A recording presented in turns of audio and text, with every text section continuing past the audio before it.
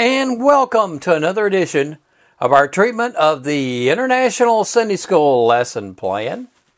Today's lesson is entitled, Rejoice in All Circumstances. And it's taken from Philippians, the first chapter, verses 12 through 21. And today's lesson is for January the 20th, 2019, winter quarter, lesson number 8. Now, a little quick background information. Of course, the book of Philippians was written by the Apostle Paul. It's one of the later epistles that he wrote. And from all indications, he wrote the epistle from his incarceration, waiting to be killed by the Caesar of the time. And he was under pretty dire circumstances when he wrote the book of Philippians. Now, the church that he was writing to, the church of Philippi, was a church that he helped found, and they were very familiar with the Apostle Paul. And they were, from all indications that I have seen, the church at Philippi was not one of the more prosperous churches. The people there were under some duress financially. Yet this is the church that Paul said, "My God shall supply all your needs." And so people who give the impression that that verse means that you're going to be filthy rich miss the entire historical context of that verse and the socio-economic situation of the church at Philippi. And also, too, remember the circumstances that Paul was in when he wrote the book of Philippians. Here Paul was. He was under more or less house arrest and waiting to go before Caesar and for his sentence to be carried out, and was not in a good circumstance of the day when he wrote the book of Philippians. So that is the situation that we find Paul in. And it also, too, from all indications, especially from the verses that we're going to be talking about today, there had been some people who were possibly fairly jealous of Paul's standing in the Christian community, and was a little bit envious of his authority that he had within the church. Okay, well, let's go ahead and go into the verses. Philippians 1, 12 and 13. I want you to know, brothers, that what has happened to me has really served to advance the gospel, so that it has become known throughout the whole imperial guard and to all the rest that my imprisonment is for Christ. So Paul is making note here that the situation that he was in, which was very uncomfortable and seemed like a catastrophe, that there were other things that came out of it.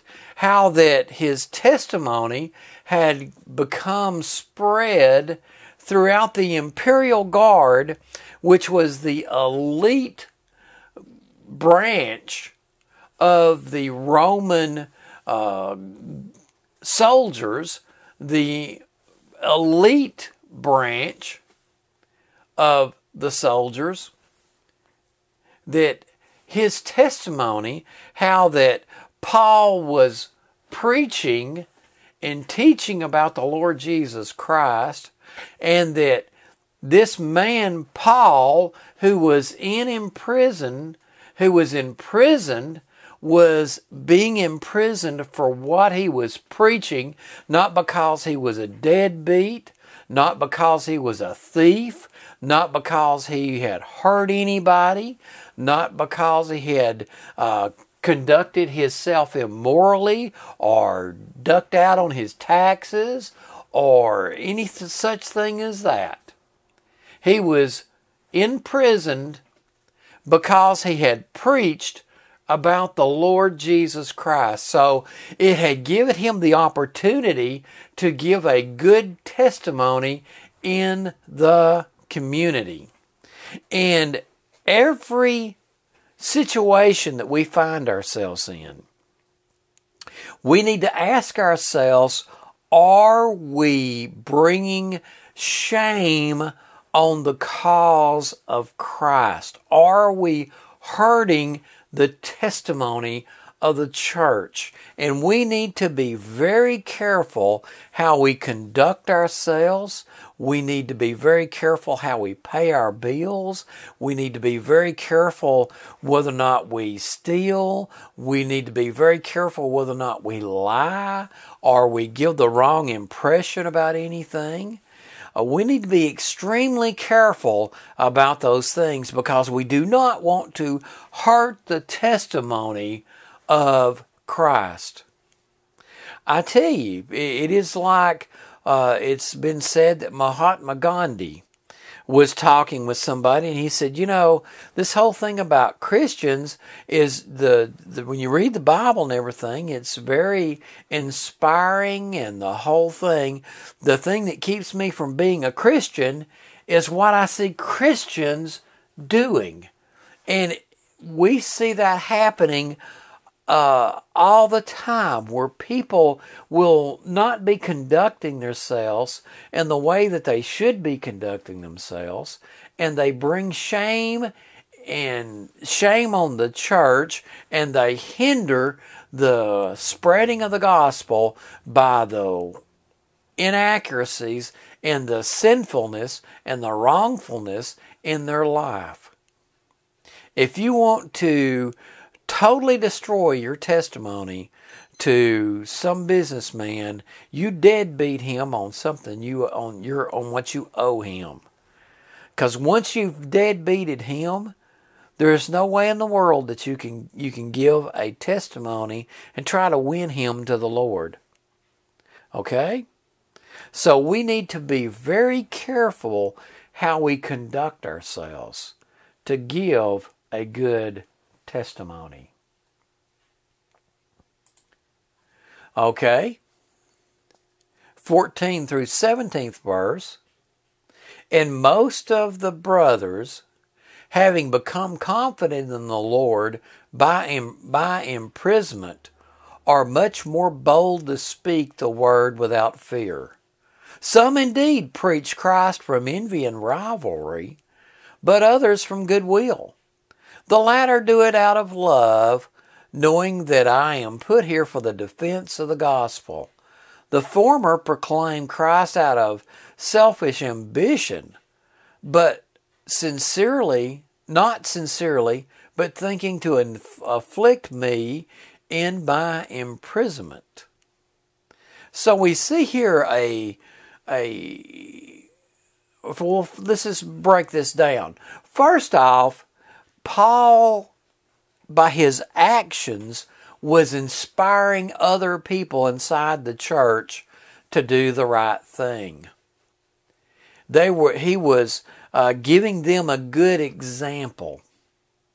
A lot of times, I have known some very good, sound, faithful Christian people over the course of my nearly 50 years of serving the Lord. And knowing these people and remembering how they conducted themselves has been an inspiration to me.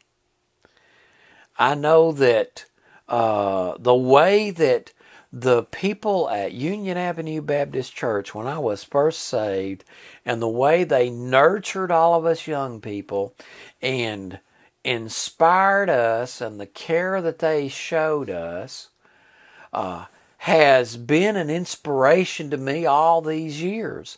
And the 2 times that I was a youth pastor, the fact that I had seen people conduct themselves like that, and seen how that they loved and cared for all of us young people at Union Avenue Baptist Church, has been an inspiration to me and inspired me to try harder being a youth pastor, being a Royal Ranger commander, and different things like that.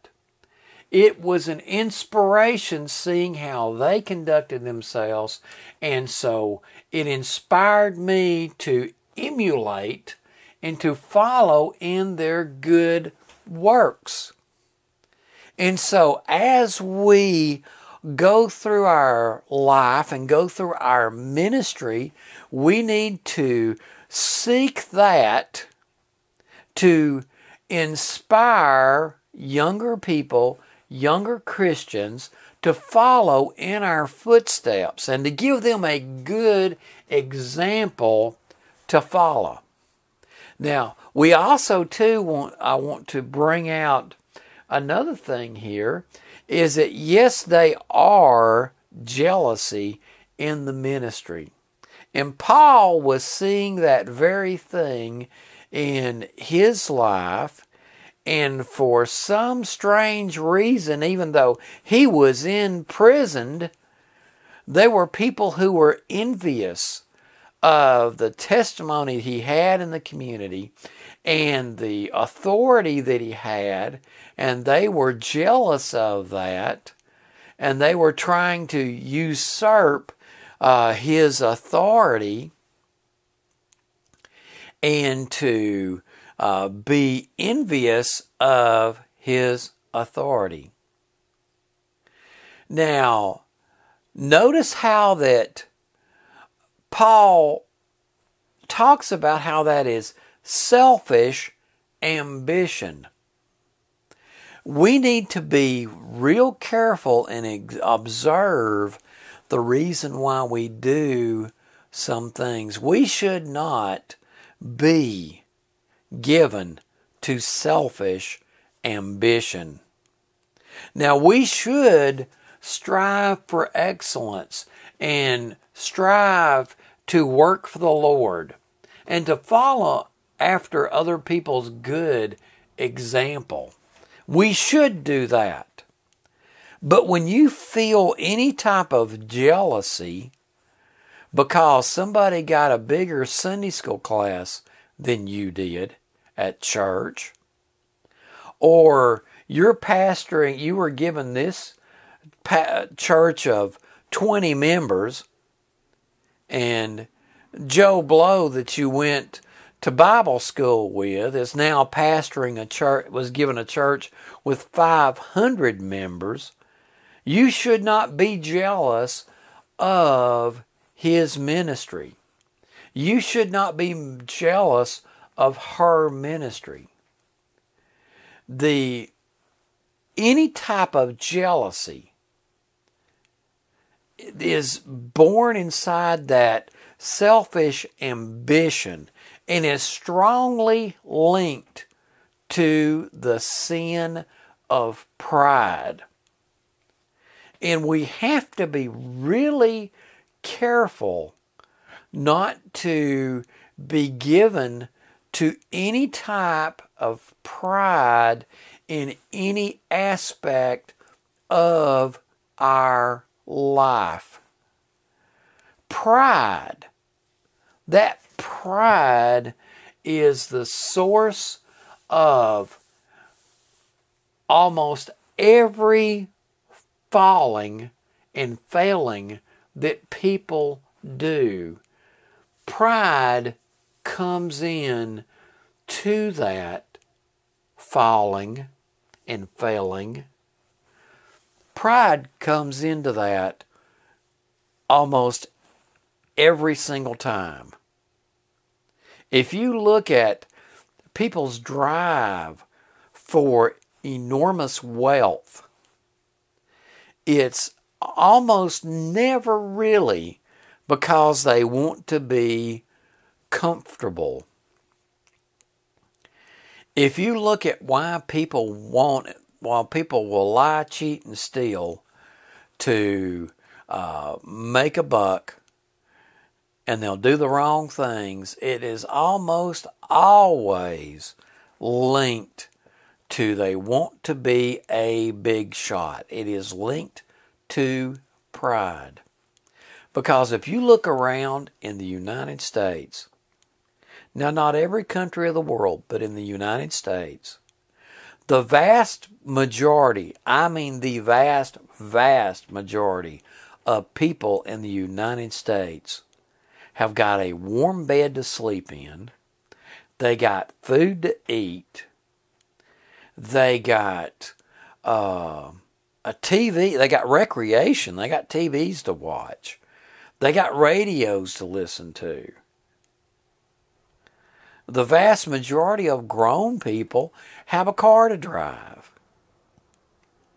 So it's not for actually the material goods, because they've already got a warm bed to sleep in. They got food to eat. They got some form of recreation to enjoy. And it's almost never for those basic kinds of things. It is, the vast majority is so they can look like they are better than somebody else. It is linked to pride. If you look at the reason why people will run around on their spouse a lot of times is over pride. Just so they can feel like they are better than somebody else. Oh yeah, I can date that person. I can go get that person. It is a feeling of pride and arrogance. That feeling of entitlement that people have. And we need to analyze the vast majority of the reasons why we do things and try. I'm talking to myself as much as I am anybody. We need to analyze why we do things to see that it is not pride that we are feeding. When we create something, we should be creating something to make the world a better place. That should be our goal, not whether or not everybody knows that we did it.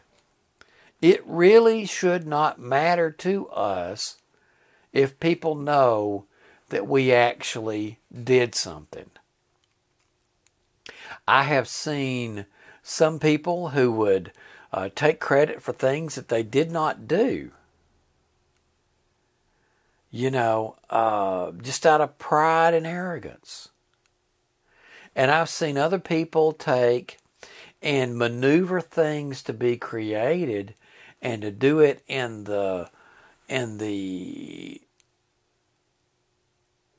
out of the public eye, and they're pushing and manipulating things because they knew that it would make something better, and they are doing it out of the field of vision of the general public.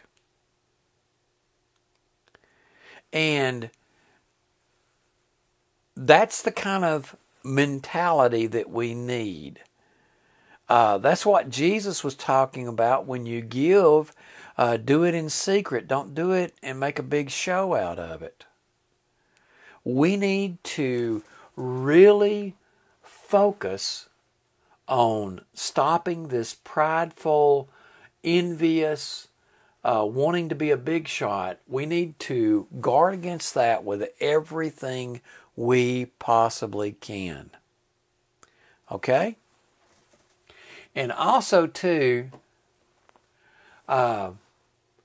let's make sure that we understand that yes, there are situations where things are going along and we don't understand why certain things happen, but they're happening for a reason. And that's one of the things that Paul is talking about here. How that, yes, he was in prison, but this all happened for a reason, so that the gospel would be going forward. And a lot of times we will not see the ultimate end of things, but because we went through something, it had a purpose. And this is what Paul is saying here. The situation he was in had a purpose. Okay. Now, 18 through 19. What then? Only that in every way, whether in pretense or in truth, Christ is proclaimed, and that I rejoice. Yes, and I will rejoice. For I know that through your prayers and the help of the Spirit of Jesus Christ, this will turn out for my deliverance.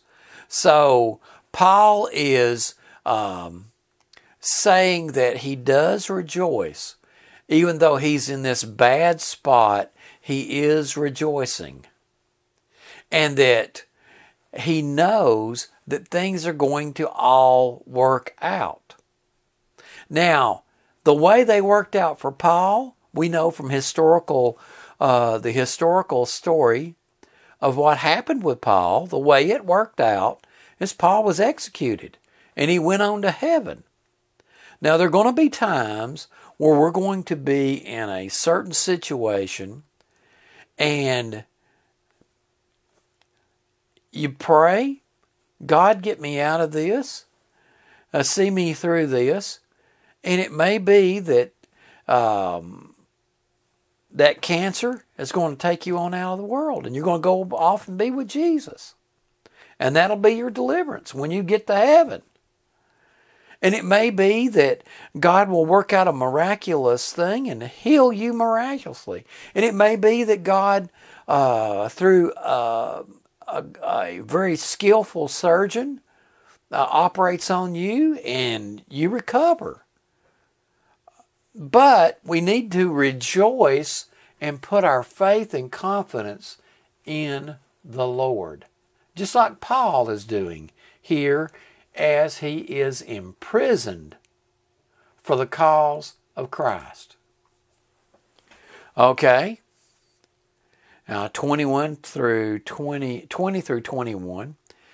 As it is my eager expectation and hope that I will not be at all ashamed, but that with full courage, now as always, Christ will be honored in my body, whether by life or by death. For me to live is Christ, and to die is gain. Now, I have only known one person in my life that went off and was martyred.